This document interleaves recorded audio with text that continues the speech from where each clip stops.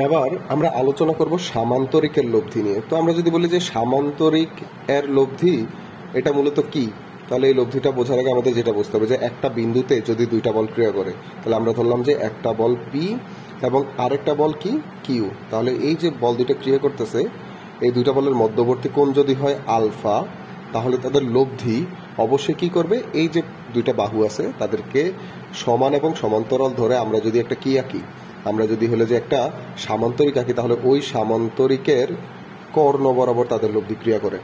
ঠিক আছে? তাহলে পি ভেক্টর এবং কিউ ভেক্টর যদি আলফা কোণের নির্দিষ্ট বিন্দুতে ক্রিয়া করে, তাদের লব্ধির মান সামান্তরিকের কর্ণ বরাবর হয়।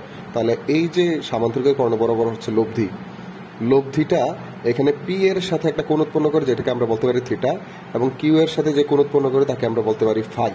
এই থিটা এবং ফাই আমরা নির্ণয় করতে পারি। তাহলে এখানে যদি আমরা দেখি যে কোণগুলা কি দেয়া আছে, কোণ দেয়া আছে alpha is equal to theta plus phi.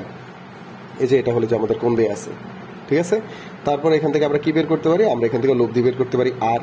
আর লব্ধি আর ইজ ইকুয়াল টু কত আসে, root over of P square plus Q square plus 2pq, এখানে কি আসবে কজ আলফা। এটা এক নম্বর সূত্র।